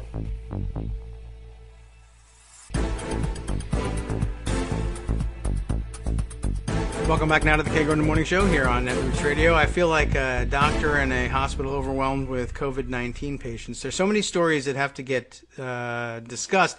Luckily, we do have Friday ahead of us, but I every day that I don't raise a flag about something, every day that passes, I don't know, somehow it worries me that I haven't told you about something, even if I get to it the next day. And sometimes I feel like, well, if I've seen this report, I need to share it with people, and then when the reports circulate more widely, they'll be able to say, aha, I've already heard about this and I have some kind of understanding of this. But it's not up to me to break every piece of news, but there's an awful lot out there. I want to, we'll turn back to what Southpaw was pointing to. I got two Southpaw tweets that I think highlight important issues. The first one, we'll give you a first couple of paragraphs on this one. Anyway, from the New York Times, hidden outbreaks, which aren't really hidden per se, as obscured from us, spread through the U.S. cities far earlier than Americans knew, estimates say. Benedict Carey, James Glanz, writing this for the Times. By the time New York City confirmed its first case of coronavirus on March 1st, thousands of infections were already silently spreading through the city. A hidden explosion of a disease that many still viewed as a remote threat as the city awaited the first signs of spring. Hidden outbreaks were also spreading among, or almost completely undetected, in Boston, San Francisco, Chicago, and Seattle, long before testing showed that each city had a major problem, according to a model of the spread of the disease by researchers at Northeastern University who shared their results with the New York Times. Even in early February, while the world was focused on China, right, and we're going to block it, and we're not going to allow immigration from China, even though we did, et cetera, the virus was not only likely to be spreading in multiple American cities, but also seeding blooms of infection elsewhere in the United States, the researchers found. In 5 major cities, as of March 1st, there were only 23 confirmed cases of coronavirus. That's back in there's only 15, and it's going to go to 0 days. But according to the Northeastern model, there could have actually been about 28,000 infections in those cities by then. They break them down here in this little chart for the sake of giving you some numbers to work with. Boston, they estimate, had about 2,300. Seattle, about 2,300. Chicago, about 3,300. San Francisco, about 9,300. New York, 10,700. Now, there are lots of reasons why it would have spread that far, that early, but this has implications for the accusations, recriminations, finger-pointing, back-patting, whatever you want to do, whoever's doing it. The difference between how California responded and how New York responded. Yes, California, San Francisco shut itself down earlier, but it also may have been facing fewer infections at the time they shut down earlier. New York had, I think, perhaps the disadvantage not only of shutting down later, but of already having more infections before they even bothered to, before San Francisco had shut down. They had more infections in New York, even at that point. And that may be an outgrowth of the density at which New Yorkers live and use the subway, et cetera, but these things will go hand in hand. As political leaders grappled in February with the question of whether the outbreak would become serious enough to order measures like school closures and remote work, little or no systematic testing for the virus was taking place. That because the federal government wasn't doing it, and they were trying to come up with not tests, but reasons why it wasn't their fault that they didn't have tests. What they ultimately settled on was the states should have to do the testing. They told us that 2 months later. Meanwhile, in the background, you have this silent chain of transmission of thousands of people, said Alessandro Vespignani. I'm going to go with that as the pronunciation. Director of the Network Science Institute at Northeastern University in Boston, who led the research team. Modeling the spread of a disease is inherently inexact, involving estimates of how often people come in contact and transmit the virus as they travel, work, and socialize. The model estimates all infections, including those in people who may experience mild or no symptoms, and those that are never detected in testing. Other disease researchers said the findings of Dr. Vespignani's team were broadly in line with their own analyses. The research offers the first clear accounting of how far behind the United States was in detecting the virus, and the findings provide a warning of what can recur, the researchers say, if social distancing restrictions are lifted too quickly. I think maybe we'll hop out of this one for now, but it's kind of a fascinating read. Not terribly over long, so you could and should spend some time with it, but I thought a good point made by Southpaw there. Remember, hidden outbreaks removes the agency in all of this. And in fact, these hidden outbreaks could have been discovered by a better prepared and more nimble federal government. And instead it was shrugged off, and then the responsibility for it pushed off onto the states, which is an amazing thing to do. All right, the other NYC Southpaw observation, back to the story of Trump throwing Kemp under the bus and saying he thinks it's a terrible idea. NYC Southpaw tweeting out yesterday, the curse of memory, including screenshots and links to two articles, one from the AP, one from CNN. The AP article dated April 22nd, which, it was updated April 22nd, but I guess comes from when, I don't know. There is the link. I guess, I don't know, for the sake of getting the date on these things, maybe we'll look. Which one is this? WJCL, local news, ABC, where, I don't know, doesn't matter. Moving on. Trump saying of Governor Kemp, Georgia Governor Kemp, quote, a very capable man that, quote, knows what he's doing in reopening the state. The Georgia governor was one of the last on the East Coast to announce a statewide stay-at-home order, and his aggressive plans to reopen parts of the economy has drawn ire even from business owners.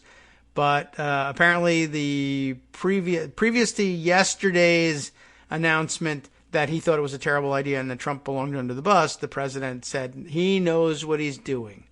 He's very capable, and I support his plan to reopen the economy. Here's another one from CNN. Trump tells Georgia governor he supports move to reopen despite public health experts' concerns, source says. Dang. And then finally, of course, the quote from yesterday, Maggie Haberman tweeting out, new, the president says he told Kemp he disagrees very strongly with his decision to reopen portions of the state businesses. I think it's too soon, he says. So, of course, both sides of that issue occupied by Trump, where these are the ones we can say both sides about, because Trump has been on both sides. Again, Wait 10 minutes, he'll change his mind later on. And I don't know, pretty soon Kemp will be a hero again. Okay. I wanted to, I'll at least refer you to the articles about the clotting. We're going to have to read and evaluate, I think, off the air. We'll go over it tomorrow. But the New York Times, I think, has some stories on it. I grabbed the Washington Post, and then I grabbed the New York Post, which is not ordinarily where I would go for these things, but I think it also leads to some CNN reporting on it. But I just wanted to, we'll highbrow it and lowbrow it. The Washington Post story, a mysterious blood clotting complication is killing coronavirus patients. The perhaps slightly more alarmist, because it's a tabloid headline on the New York Post, doctors warn coronavirus might cause sudden strokes in young adults. Again, I offer it just because, that's happening. Doctors are talking about it. It might lead to a better general understanding of what's going on with the coronavirus, but it's not practical advice you can use in any way. It's just a development that I think we ought to be aware of. Maybe we'll spend some time with it tomorrow, only because there are so many other things that we have to get to. Scrolling back, I'll comment out loud on some of these things until we land on the ones we need to read. Okay, that can wait for tomorrow. That's a crazy-ass one. Here's what we got to get to. We started on it yesterday, and I want to let you know about this one before it becomes the weekend. And I don't know, presumably more people are out shopping for supplies on the weekend than during the week. We still do things that way, even though everybody's at home. And they could be shopping earlier. So spend today and tomorrow, perhaps, stocking up on these things. USA Today reports under this headline, coronavirus at meatpacking plants worse than first thought. USA Today investigation finds. I think we've been building this story for a couple of days now, so we have a good head start on it. Coronavirus closed Smithfield and JBS meatpacking plants. Many more are at risk. Operators may have to choose between worker health or meat in stores. Kyle Bagenstows, I don't know, Sky Chaddy, Chadde, and Matt Wynn reporting for USA Today. Give you a couple of opening paragraphs just to give you a taste of this here. A rash of coronavirus outbreaks at dozens of meatpacking plants across the nation is far more extensive than previously thought, according to an exclusive review of cases by USA Today and the Midwest Center for Investigative Reporting. The reason being, if you take a look inside of a meatpacking plant, they are shoulder to shoulder there, almost always, almost everywhere. There's a picture illustrating the piece here from a Tyson's Food plant in which they make an effort here. Tyson's Food installed plastic barriers between worker stations at its meat and poultry plants to protect against transmission of the coronavirus. They're all masked. They're wearing hairnets, as they usually do anyway, smocks, etc. But these plastic barriers, they might work. They might cut down on things, but they're soft plastic, like a film rather than a rigid barrier. They hang down from overhead so that they extend from about 2 to 2.5 feet above their heads down to about mid-torso or so. So they might help prevent spread, but certainly not by very much. They're still shoulder to shoulder, and apparently there's nothing they can do about it the way these plants are designed. But anyway, the good news is it could get worse. Well, you have to know that. More than 100 of America's largest meat processing plants operate in counties where the rate of coronavirus infection is already among the nation's highest. I think usually because those plants are there. Based on the media outlets' analysis of slaughterhouse locations and county-level COVID-19 infection rates. These facilities represent more than 1 in 3 of the nation's biggest beef, pork, and poultry processing plants. Rates of infection around these plants are higher than those of 75% of other U.S. counties, the analysis found.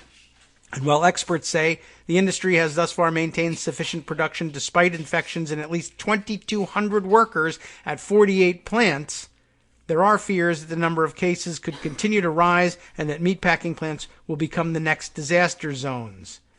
Let's stop. There's a map. The places are all over the place. The point is, meatpacking plants, now in considerable danger, and I guess that means the meat supply eventually, we don't know how quickly, also in some serious danger. Do I have another one of these on the meatpacking plants in particular? I'm not sure. I think I might, but it doesn't immediately present itself. But it might be time to switch a little bit over to what? Well, let me see. What have I got here? What's the this Bloomberg story? There it is. I knew there was another meat story here somewhere. Let me close this version of it. Bloomberg, the meat number that makes even naysayers worry about shortages. Okay, were you a naysayer? Michael Hertzer and Isis Almeida on this one. ISIS, boy, well, that's gone away as a problem, so maybe you're okay. This is an article from yesterday. At least 7 major American meat plants have seen halts. Frozen U.S. supplies are equal to about 2 weeks of output. First, it was just about 1 plant shutting down, but now it's at least 7 major U.S. meat facilities that have seen halts in the space of a few weeks. Just like flu, everybody. And all those voices previously assuring Americans that supplies would be fine now sound like a chorus of concern over shortages. There's been an avalanche of news in just 24 hours. Tyson Foods shut down 2 key pork plants. Case counts continued to mount, including in Canada, where industry groups are saying they'll probably hold back some of what's usually exported to the U.S. Meanwhile, the head of JBS, the world's top meat producer, warned of shortfalls. There you have it. The U.S. government also pushed out its monthly figures on frozen food inventories, which stood in sharp relief against the backdrop of closures. One figure in particular might give even the naysayers pause. And here it is. Combined pork, beef, and poultry supplies in cold storage facilities now stand equal to roughly 2 weeks of total American meat production. With most plant shutdowns lasting about 14 days for safety reasons, that raises the potential for deficits. But it also might give us a chance to get back up and started so that the shortage doesn't last too long. In March, when U.S. shoppers were clearing grocery shelves amid lockdowns, frozen pork in warehouses slumped 4.2% from February, the biggest drop for any March since 2014. That happened before the meat plants started closing. For all the talk of cold storage supplies, it's just never a lot, said Bob Brown, an independent market consultant from Edmond, Oklahoma. With the recent Tyson closures, about 18% of hog slaughtering capacity is completely offline. Good news for the hogs. And there are also additional slowdowns at pork, beef, and poultry companies across the nation. When a facility closes, the availability of protein for consumers across the nation will only decrease, said Steve Stouffer, head of Tyson's Fresh Meats division. Consumers will see an impact at the grocery store as production slows. It also means the loss of a vital market outlet for farmers. Yeah, part of it that we hadn't really given that much thought to. Meat prices are surging on the disruptions, but with slaughterhouses closing, farmers don't have a market for their animals. So meat prices rising, but can't take advantage of it. That's causing hog futures to drop, along with oil futures, potentially creating a situation where pigs get euthanized and buried as supplies back up. Meanwhile, retail costs may rise as grocery stores mandate rationing on pork chops. So exactly the combination of things you can't possibly countenance. A shortage of meat, a spike in prices, and meat being, animals for meat being slaughtered uselessly and buried rather than brought to market. That's not so good. So what does it mean? Well, a couple of things. I tell you now today, because there's still lots of Thursday left. Maybe Thursday and Friday you want to head to the store. Don't hoard it, but maybe you want to freeze some things up, or maybe it's time to go vegetarian and think about that option. Also, maybe time to buy stock in Beyond Meat or something like that as people begin to turn to plant protein in the shortages. I did notice that when my local groceries, I was watching this, local grocery stores shelves were cleared out of meat, the plant protein section, we've got one now.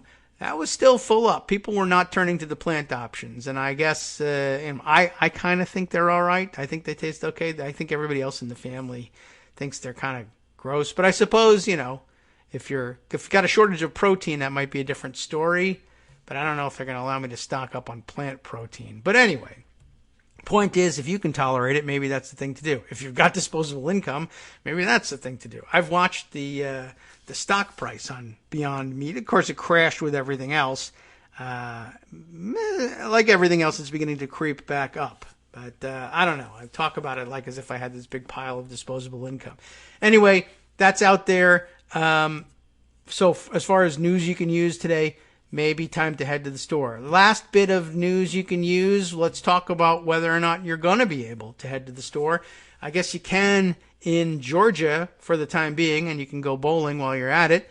CNN has this story. Experts say it may be time, really, I think so, for grocery stores to ban customers from coming inside because of COVID-19.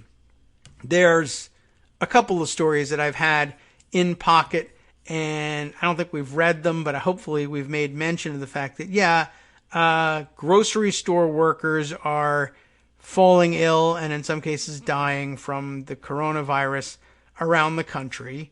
It's just nearly impossible to keep everybody from getting it in the one place that everybody's still able to go. So that's a question. Should we still be able to go there? Nathaniel Meyerson wrote this up for CNN Business, and we'll share it, and it'll probably take us right up to the end of the show.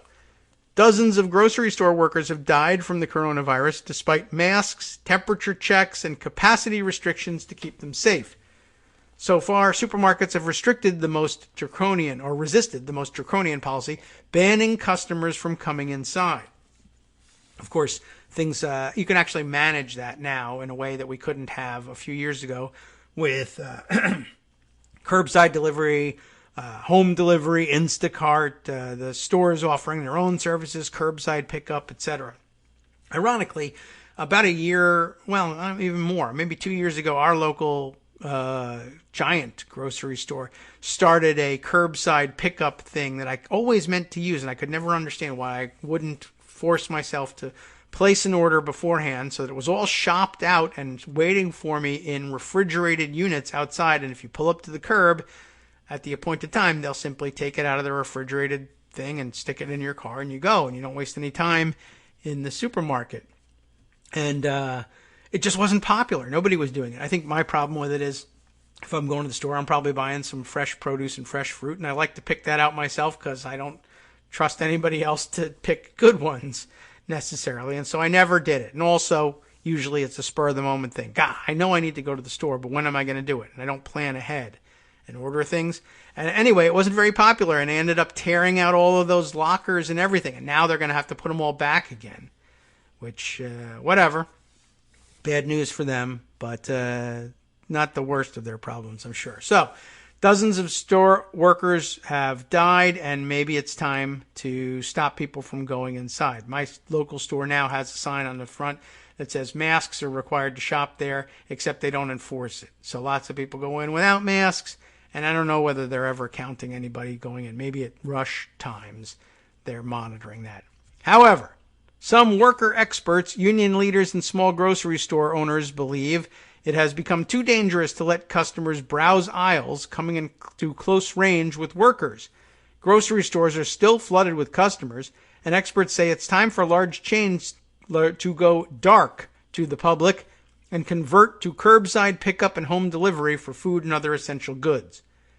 Careless customers are probably the biggest threat to workers right now, according to Mark Perrone, president of the United Food and Commercial Workers Union, which represents the workers at my local giant. The union said 85% of its grocery store member workers reported that customers are not practicing social distancing in stores. Yes, that is a problem. And one of the apps I downloaded recently that's supposed to tell you about who's got stocks of toilet paper and fresh food, and now I guess meat will become an issue. It is. They do track the meat, but it has not been an issue to date. But each store is designated on, are they practicing social distancing? And I think that's does the store have a policy, not are the people listening? Big difference there. Anyway, continuing with the article here. Anything that reduces the need for interaction with the public and allows for greater physical distancing will ultimately better protect grocery workers, said John Logan, professor and director of labor and employment studies at San Francisco State University. Shuttering stores and repurposing them for pickup and delivery only would be a positive step. Many small independent grocery stores have done this to protect their staff. Mike Houston, general manager of Tacoma Park Silver Spring Co-op in Tacoma Park, Maryland, decided to close his grocery store to the public in late March when the state announced the shelter-in-place order and switched to curbside pickup. It was clearer that there was no real way to protect my staff and the public, especially as we served 960 people a day on average in a 4,200 square foot store, Houston said. I'm unwilling to put grocery store employees, essential though we are, in a position to risk what can be a fatal infection. Sounds pretty sensible. Some large companies like Best Buy, which has a strong online infrastructure, have also switched over to this model during the crisis. Is that right? I haven't been. Well, why would I? Public safety officials are not requiring essential stores to shut down to customers, but the U.S. Labor Department last week recommended that retailers start using a drive-through window or offering curbside pickup to protect workers from exposure to coronavirus. The California Department of Industrial Relations said this week that companies should encourage customer use of online order and pickup. Some big grocers are slowly starting to move in this direction. Whole Foods has closed down a store in New York's Bryant Park area and transitioned into an online-only store focused solely on deliveries, which they can do with their partnership with Amazon. Ownership by Amazon, I guess we should say. Kroger and Giant Eagle, there we are, have switched a few stores to pickup and delivery-only locations, but these are a fraction of stores in their wider networks, and most large chains have hesitated to shut down to the public.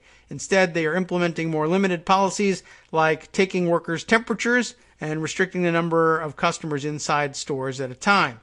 Companies are calling on families to cut back their trips to the store and shop alone if they can. City and state governments are stepping in to force stricter safety measures than the companies have adopted. Los Angeles, Miami, Washington, D.C., New Jersey, Maryland, and New York have ordered shoppers to wear masks or face coverings in the stores. Vermont has required big box chains like Walmart to close down their non-essential sections like furniture, home and garden equipment, and arts and crafts. That's the case for a lot of stores in Michigan and was supposedly part of the motivation for some of the protests. And some of the more sensible protests, I suppose, if you have to label any of them as sensible. If the store is open, it's not like putting closing the seeds section, which was kind of a weird choice, was going to keep people from, I don't know. It seems like a weird thing to me. Maybe it is better to just close the whole store to customer access. Some companies and safety experts say it's not feasible to convert all grocery stores to delivery. I'm sure it isn't. And pickup-only outposts. Ordering systems for both pickup and delivery are completely overwhelmed by a crush of demand from customers in many areas of the country. We have no choice. They have to stay open. America's grocery delivery system has not matured to the point that we can switch to an entirely remote system, said Seth Harris, former Deputy Secretary of Labor during the Obama administration. Online pickup and delivery requires a much larger staff than grocery stores are currently equipped with. Great jobs. That could fill supermarkets to capacity with workers. That's true, defeating the purpose of removing the public from stores. If it's all filled with Instant Cart shoppers, that's no better, right? Paying that many workers would also cost grocers a lot more money, of course, and smaller chains don't have the resources.